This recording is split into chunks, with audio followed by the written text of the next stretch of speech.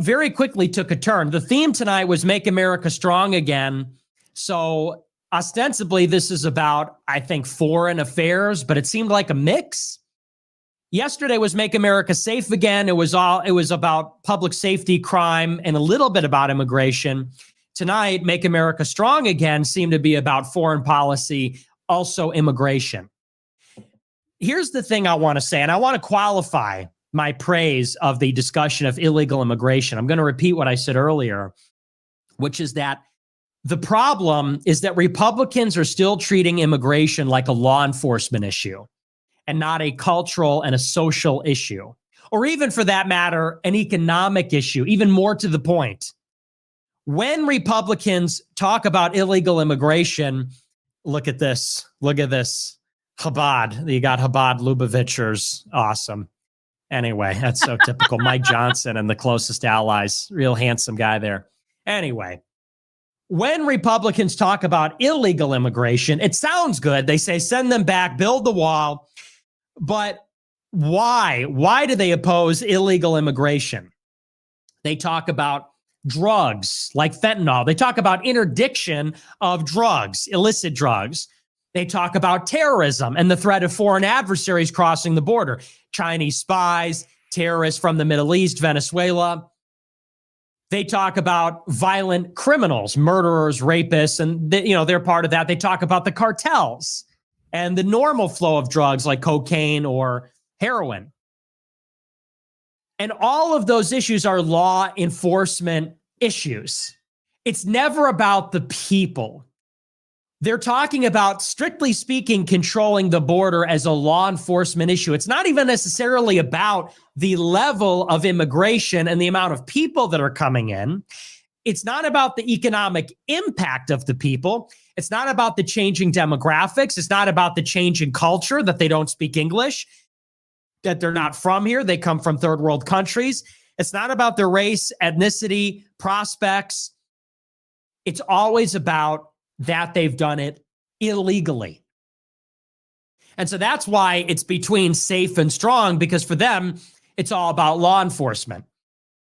And for 40 years, they've talked about securing the border. It's never happened. For 40 years, it's been strictly a law enforcement issue.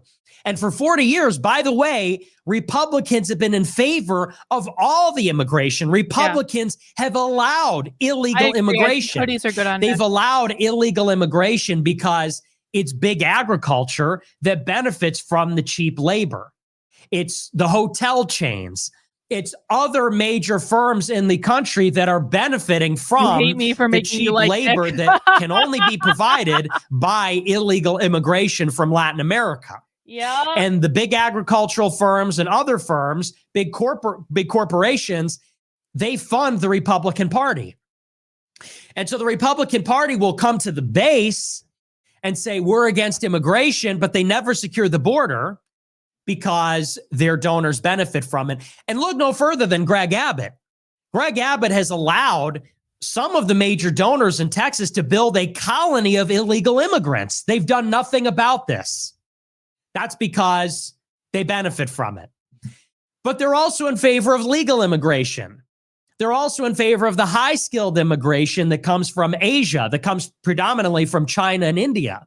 They're in favor of giving permanent residency and green cards, that's what that is, to foreign students. They're in favor of expanding the amount of work visas. And they say that we need highly skilled, merit-based immigration rather than chain or family-based migration. But it's really similar. They're not against the current level of immigration, which is very high, legal and illegal. They're not against the composition of the immigration, which, if it comes from Latin America or Asia, if anything, the Hispanics are more similar to us. The Asians might be higher IQ, but the Latin Americans have a higher admixture of European DNA and are Christian. So it's like pick your poison. And the higher IQ immigrants from Asia, they replace the cognitive elite. The low IQ immigrants, at least they're not replacing us in the elite schools or in the business world necessarily. You see, it's the Indians that are taking over the tech companies. It's the Indians that are exerting their influence in politics, less so than Hispanics. It's an imported underclass versus overclass. But point is, None of them are white. None of them share our culture. None of them speak our language. And you're getting a high volume of them anyway. They're taking jobs. They're invading the neighborhoods. They're colonizing, whether they're from the Caribbean, Latin America, Africa, Asia. They're pouring into the neighborhoods, whether it's Seattle or it's Texas. They're invading the country. Republicans do not oppose this. They do not oppose the social cultural changes, the racial demographics. They don't oppose the current level of immigration. They don't oppose the free movement of people into our country. What they oppose, and this is what they say, what they oppose is people coming in illegally. But here's the rub. Here's why. It's because Republicans are very liberal. And Republicans believe, like Democrats, like liberals, it's a consensus. Democrats and Republicans want the people because corporations want the people. Silicon Valley and Wall Street and big agriculture want the people. They want the immigrants. The schools want the people. So the elites of America that own the firms, the land, that hire the employees, and their biggest cost is labor, they want the labor. They want the cheap, high-skilled temporary work visas. They want the cheap berry pickers and watermelon pickers. They want the labor. And when it's cheaper to offshore, then they send the jobs overseas. So it's really all about cost for the capitalist class. The capitalists, when they can get the labor done cheaply in Indonesia or Malaysia or Vietnam or China, they ship the jobs over there. If they have to have it done in America, working land, working farmland, they import. Nick doesn't like capitalism, but it's because he defines capitalism differently than the socialists define it. So don't judge him too harshly for that. Well, he's talking about something fundamentally different than we are. With a work visa, and then we have the cheapest programmers doing the slave code jockeying. Okay, so that's why Republicans and Democrats who are getting money from the PayPal mafia, from the big donors, that's why it's the same. And this proceeds from the idea that Republicans and Democrats share, but that's the economic thing behind it. But Republicans and Democrats both believe in diversity. They both believe in multiculturalism. They both believe that races are interchangeable. Because what's happening as a consequence of all this is that whites are becoming the minority in America. And this is having a profound and significant effect on American society. I don't care what you think. I don't care what your opinion is. I don't care how you feel about it. That's a fact. America was, since 1600 at Plymouth Rock to 1970, a 90% white country. Before America was founded, the American settlements were all white. And when America was founded, the country was mostly white. And up until the last generation, America was mostly white. The vast majority was white. And as late as 1990, 50% of Americans descended from the founding stock. Think about that. In 1990, 50% of all living Americans descended from the founding stock that were there at 1776.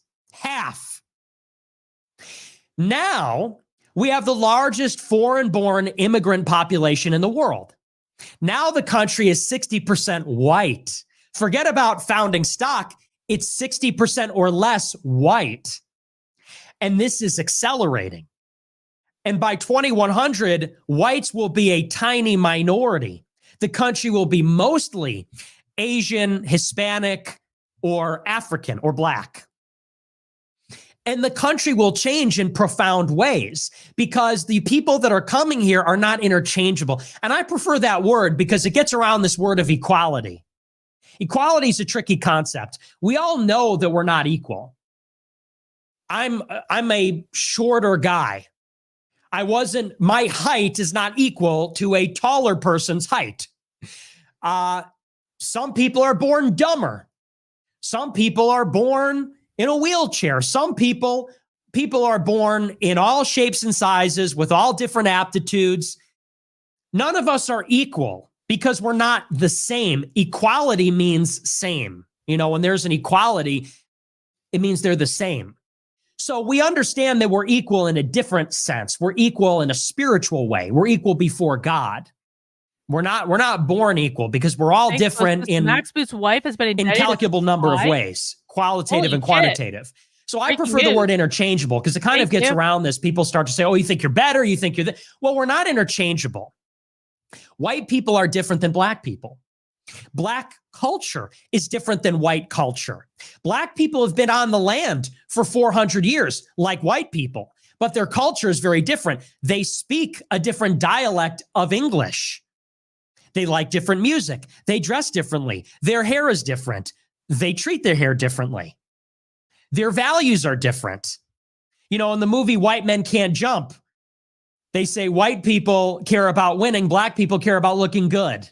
You know, we could all think of ways in which black and white people are different, but the differences persist. The racial differences persist. The culture proceeds from the race. Because genetics, the DNA, which is the blueprint for who we are, determines a lot. It determines not just physical attributes, but cognitive attributes, mental attributes, psychological attributes. They say the fruit doesn't fall far from the tree. That's not just because of the environment in which we're raised. It's also because of our genetics. And there is a regression to the mean in adulthood.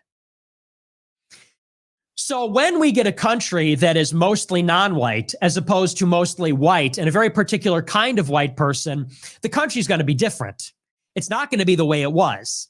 It's not going to have the same culture. It's not going to have the same amount of geniuses. It's not going to have the same amount of high IQ people that can do certain tasks. So we're going to have the economy is going to be organized in a different way because there won't be as many professionals. There won't be as many people with an IQ over 110. And as such, we're not going to have the same level of self-governance. People with a lower IQ cannot govern themselves in the way that a higher IQ people can. People that have no history of democracy or republicanism or the rule of law are not going to be able to be self-governing. You know, there's this idea about even Russians, that the Russian people are a horizontal people. They're sort of eternal serfs. That's why communism was attractive to them as opposed to attractive to English people or Germans. Even within the white race, there are these differences. And so they say they crave this Caesaro-papism. They crave a strong leader. That's why they transition from a czar to a general secretary to a president in name only. So when we have this population of lower IQ, non-democratic, pagan, shamanistic people, they're not going to live in the economy will not be organized the same way. They can't do the same tasks. The underclass will be bigger. We will not have a self-governing, liberal, pluralistic system because those are not the values that these people have practiced for thousands and thousands of years. And the culture will not be transmitted in a generation. He's talking about just like, you know, there's this idea of assimilation. It's debatable whether assimilation even can occur, but let's say it can. It certainly can happen when it's such a rapid transition. The country went from 90% white to 90% non-white in a century. If there is such a thing as assimilation, it doesn't happen that quickly. It doesn't happen when the demographic change is so overwhelming. And white people ourselves are in a crisis. Even we don't understand our history. How are they going to understand our history? Even if it was possible, it's not happening. So that's why it's important to say that what it means to be an American, it does actually have something to do with being European. It does have something to do with being Christian. It does actually have something to do with being English or being part of the founding stock. There was a self-selection bias when people left Europe, when they left the comfort of Europe to come and be pioneers and settle the frontier. Those were particular kinds of people. Many people went home. I'm Italian. Many Italians came here and many of them went back. And so there's a selection bias. There's a certain kind of person that came here. They were not only European and Christian, but they were also a certain kind of person. And they shared a history here for hundreds of years. And so we're going to get a different country. It won't be America. It won't be the American nation. It won't be that discrete and distinct set of people with their distinct culture and their distinct values and their distinct genetic cluster and the distinct texture of life that they had in all these different places, subtly different everywhere, different in New Orleans than in New York City, than in Chicago, than in Los Angeles, but all similar in a certain sense. And so when Republicans don't care about the immigration, it's because they don't believe in any of that. They value diversity. They are multiracialists. They are multiculturalists. They don't care that American identity is being killed. Yes. They don't care that people like Doug Burgum won't be born anymore. Hang on, that's not the one people that look like George Washington. This is exactly right, Dark Goblin. This is the dissident right-wing explanation of whiteness. Like how the left says when the left says whiteness, they mean capitalism. This is the dissident right. Same thing. Look like George Washington, they won't exist. I'm obviously falling. Those Americans won't exist. And I know I'm not one of them. And yet, it's a tragic loss. My ancestors came here in the mid-19th century, and yet it's a tragic loss so this is that historic American nation is perishing. It's a tragic loss that So this is why sometimes the Groypers don't understand why we say whiteness means capitalism, because they have a completely different framework for it and a completely different definition. Multiracial boarding house, as Teddy Roosevelt said. So when JD Vance comes up and says, well, unlike the Republicans, I believe that America's not an idea, it's a nation. But he says, we get to invite who we want to be a part of it, and it's on our terms. That might sound good, but what he's really saying is, like his Indian wife, whose parents immigrated here recently, we're going to take all the non-white immigrants we can get as long as they come here legally, which is no different than the Republicans, no different than the Democrats. This is the mass immigration, open borders, multiracial, multicultural, globalist agenda. They're part of it. And it's very sad that in 2016, Trump was echoing Sam Francis and Pat Buchanan. They understood this. They talked about this. They talked about the Jewish character of the right wing. Jewish people don't care if the historic American nation dies. They want it to happen.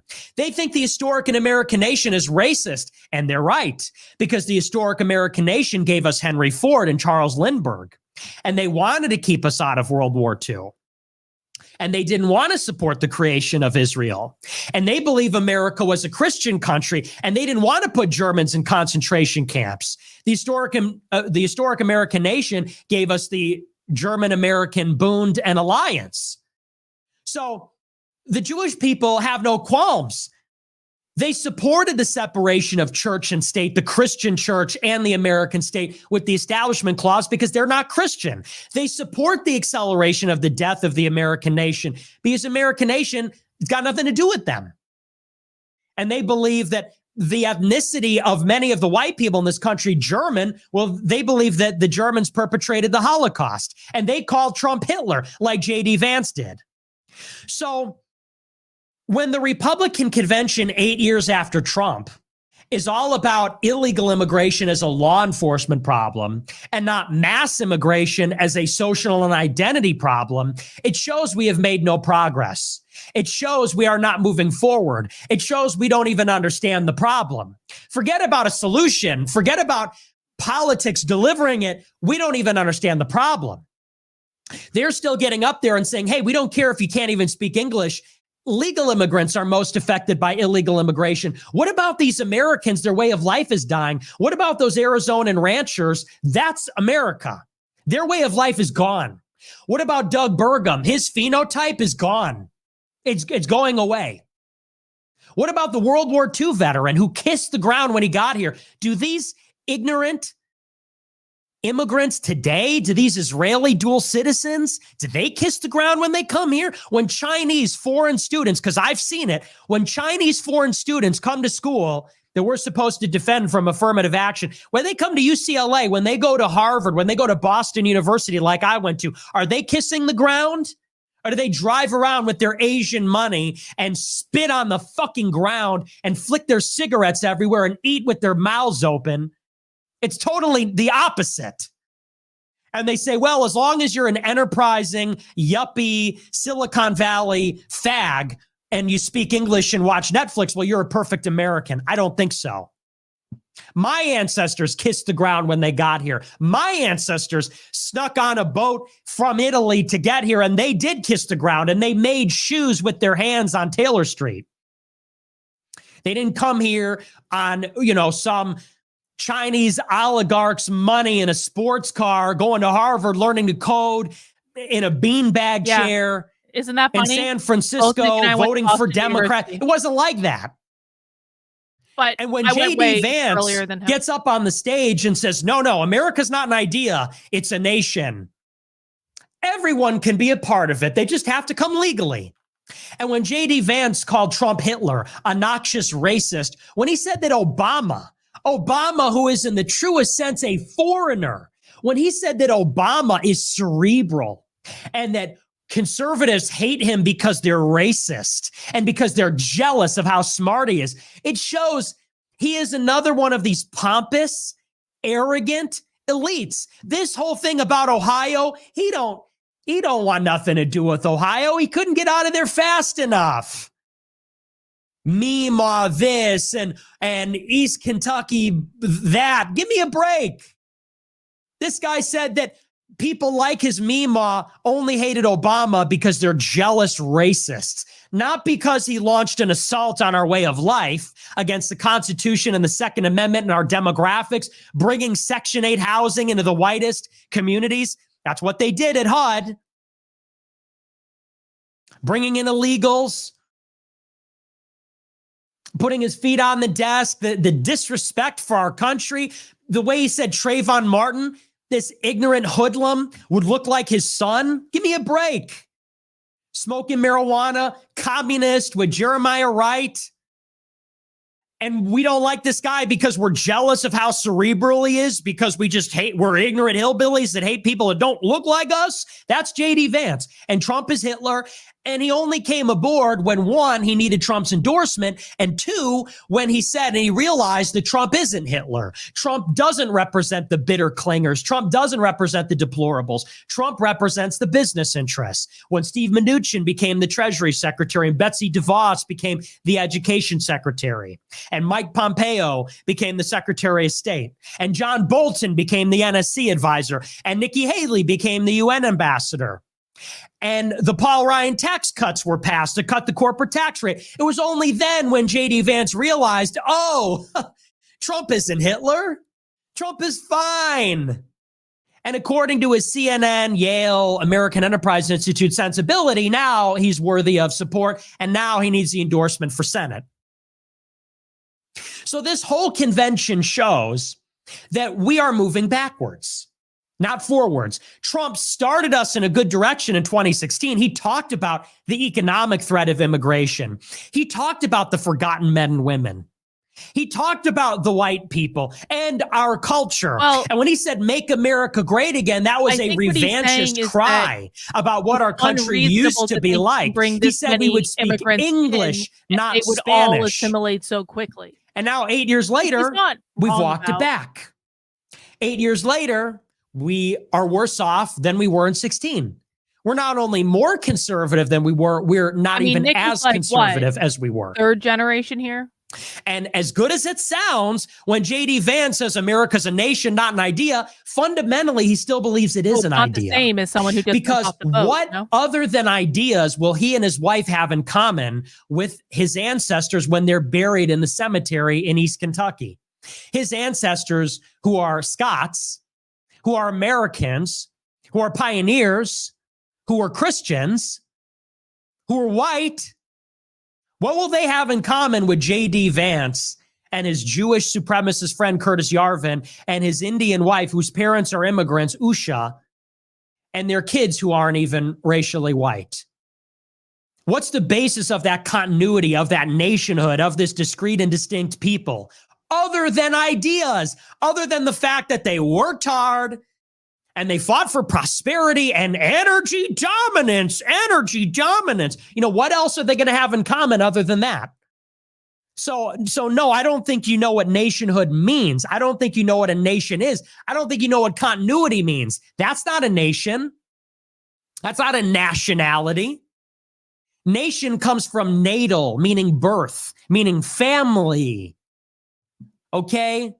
We're a family, extended What is a family? A family is related by blood.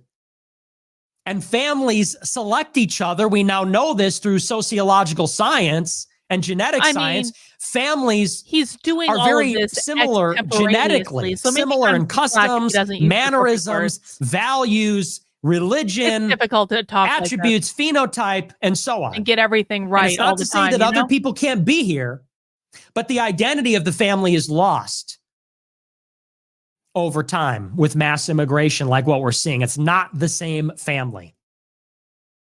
This is not the Adams, the family of John and Quincy Adams. This is not the family of Teddy and Franklin Roosevelt. This is not the family of Jack and Jackie Kennedy and Robert Kennedy. This is not the family of Donald and Fred Trump. This is now the family of Ushas and Viveks and Shabbases and Yorams and Sorabs. And people say, well, your name's Fuentes. But I have green eyes, and I have white skin, and I have brown hair, and my family came from Europe. And we're Catholic, and we speak English. And we've been here for over 150 years in America. And we've been in this city. We've been in Chicago since it was rebuilt after the Great Chicago Fire. That's the difference. So we still don't get it. We still do not get it. Far from it. So I don't trust Vance. It's very sad. Catholic identity, not there. European identity, not there. It's not even conservative values anymore. There's no talk about guns. There's no talk about the Constitution. There's no talk about the traditional family, a man and a woman. There's no talk about Jesus Christ. There's no talk about any of it. It's all just talk about prices, money. So we don't even share values anymore. It's not about Jesus. It's not about Europe. It's not about America. It's not about even the Constitution. It's not about the family. It's about money. It's about the price of gas. It's about the price of groceries, because that's the only thing we have in common. That's the only thing that any of us have in common with each other. When you get on public transportation in any major city, and it's an alien nation, when you get on a bus and you hear 30 different languages and 30 different skin tones, and you sit next to somebody that you don't even know where they're from, and you can't strike up a conversation, and they smell like some exotic place, the only thing that you have in common is you had to pay the bus fare to get on there. The only thing that you have in common is you have to go and buy groceries from the store. That's all we have. And we don't want to be killed by black gang members. That's all we have in common anymore. Money. That's the common denominator, is a money system. Money is what powers our system. Money is what funds our system. People think it's speech and ideas. Money funds the media, which disseminates and distributes speech and ideas. People are motivated by money. And really, that is what is fundamental. All the other stuff is really, like, honestly, it's whatever. It's money. Money is behind the politicians. Money is behind the parties. Money provides the incentive for immigration. Money is what motivates the elites to betray our country. Until we get people that are motivated by God and love of country, until we get a Caesar that has no loyalty to money, until we get a Caesar that has the loyalty of blood, the loyalty of the nation, and his loyalty is to the nation and the blood, then it will go on this way. And that is the true distinction. There is no distinction between socialists and capitalists. The language is money. There's no distinction between Republicans and Democrats. The language is money. They do it for money. And that's what we're living in, is a money system. It's all price, cost, value, profit. This is the language of the country. Until we change the vocabulary, until we change the consciousness, and we change as people, until we transform what we're about, then this is what will rule the country. And the blood will die, and the faith will die, and the nation will die, and the land will be killed. The ecology will be devastated. And so that's really the battle of our time. I know I sound like a communist or something. I'm not a communist, but Confirmed. I am he's a Catholic. He's not a communist. Okay. Confirmed. And that's I the agree. thing that matters. So anyway, Little so that's that. sometimes. That's really the most important Little message. That's the socialist revolutionary national message variety, people aren't but- ready for. Okay. We're leaving that alone. We for right thought now. that Trump would be the Caesar, but he's not. That's a battle we're fighting He's a on money guy. another day. Okay. I think he does love people, but the people around him are money people. So if he had but he could be the Caesar. He has the loyalty of the people, and he's loyal to them. But he thinks he needs the money. He just needs allegiance. He just needs faith. He just needs the nation. He doesn't need the money. He doesn't need the $100 million from Miriam Adelson. He doesn't need the $45 million a month from Elon Musk. He doesn't need David Sachs' money. He doesn't need the money. He needs the people. And the people need to run the government. And only then will things change. People are willing to sacrifice money. All right, but that's that. I want to move on. So that's my monologue for tonight. But I want to move on. We're going to take a look at the super chats.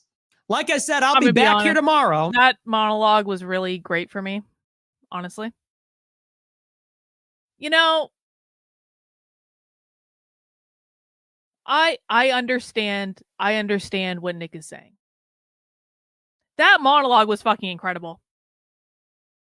Like, I really want to go to bed. I'm actually really tired right now. I hardly got any sleep last night, but that monologue was pretty incredible, and I couldn't stop watching it because he was fucking cooking, man. And I understand what he's saying, but it feels kind of like, you know, as someone who was raised on the left, as someone who, you know, I don't like judging people by like race and stuff like that. It feels a little bit icky for me. Like, all the race stuff feels icky. The race stuff for me feels icky for several reasons. Number one, there are legitimately toxic people who are obsessed with the race issue that are just the most toxic people in the world. And it's kind of hard for me because I know it's a little bit woo.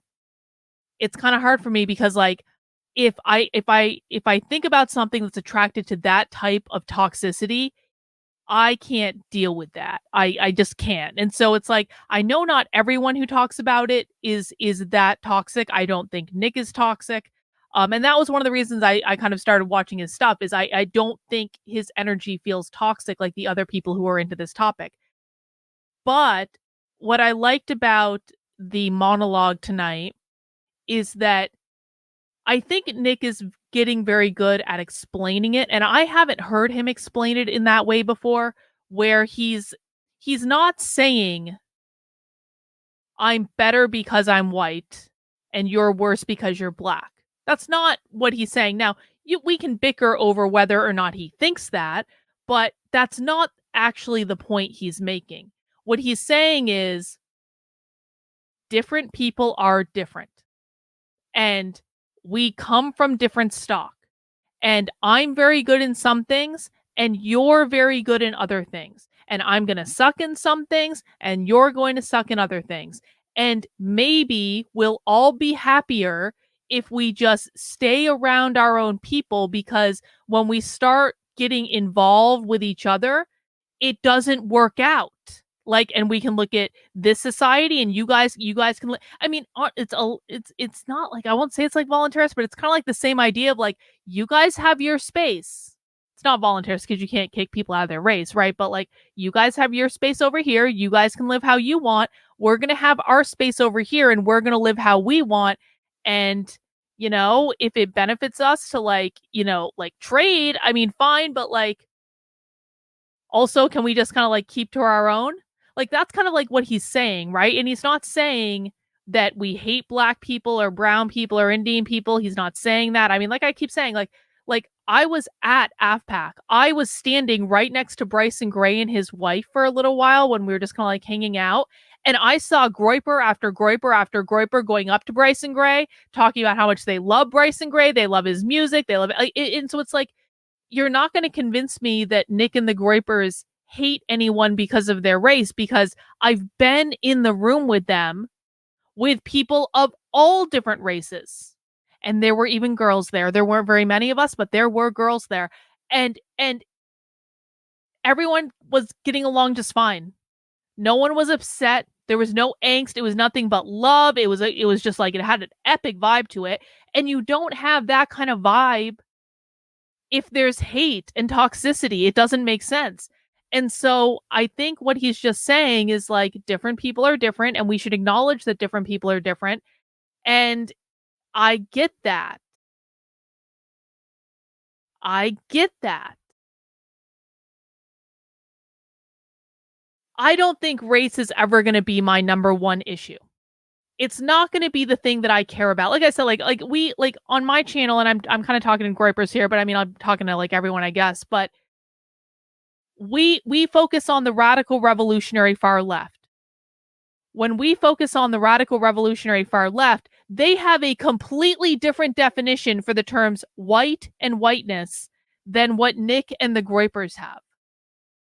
And so the world I live in is the radical revolutionary far left, but that doesn't mean that I can't understand that Nick and the Groypers have different definitions, and on the race issue specifically, they just see things differently. And I guess the place I maybe hope to get with Nick and with the Groypers is, listen, bro, I understand. I get it. And you're not wrong with what you're saying, but can we also understand that part of the problem that we're experiencing right now that's going to come to bite a lot of the Groypers in the ass sooner rather than later is the attack on parental rights, which all comes from the radical revolutionary far left. That just this week, Gavin Newsom signed a law in California basically saying that schools had to lie to parents if children used a different name and pronoun. Schools are no longer allowed to tell parents in California if their kids use a different name and pronoun at school. And these attacks on parental rights are going on all over the country in very small ways that most people are not noticing. And it's going to impact, if Nick wants to stay in Chicago, if Nick wants to find his young, hot Italian Catholic virgin wife, and he wants to have kids in Chicago, Nick is not going to have parental rights over those kids for very long, because that's one of the most socialist places in the country. And so I guess my greatest hope is to say to the Groypers and to Nick, I understand what you guys are talking about. I get it. I understand your perspective. Can you also understand that there are other problems going on that the Groypers are taking a long-term vision. I'm talking about in the next 10 fucking years. Before Nick Fuentes is allowed to run for president, this is going to turn out to be a problem. And I would hope that someday we'd be able to come to some understanding that we're not fighting over the definitions. We can both have different definitions of these terms, and you guys can focus on one thing, and I'm going to focus on the whiteness and parental rights and private property definition over here. I guess that's what I'm saying. The race stuff in the way that Nick and the Groypers define it is just never going to be my number one issue. I'm much more concerned about the whiteness means capitalism, which is an attack on, private property, parental rights, all that. I'm much more concerned about that, but we need to be able to peacefully coexist. And so can we just acknowledge we're talking about two different things, okay? That's all I'm saying. And I like that a lot of you guys in my community who, we do the far left stuff, I like the fact that you guys have now heard Nick's perspective on this. And I think based on what I've been seeing in the chat throughout the entire thing, you guys understand where he is coming from, and you guys understand that he's not saying this in a hateful way, which I think is important to acknowledge. That kid's been put through the goddamn ringer in terms of people lying about him all over the place. It's so gross what they did to him. Anyway. Well, that's because anti-white comes from the dissident right. That's why it doesn't mean anti-capitalism. because the term anti-white comes from the dissident right. Again, Nick and the Groypers have a different definition of these things than the far left does. So it doesn't matter that anti-white doesn't mean anti-capitalism because it comes from a different place. Whereas whiteness, when we are looking at the radical revolutionary far left, absolutely means capitalism. And that means an attack on private property. And one of the main things that's defined as private property right now on the far left is parental rights. So both things can be true at the same time. Anyway, I thought it was really good. I was really impressed by it, actually.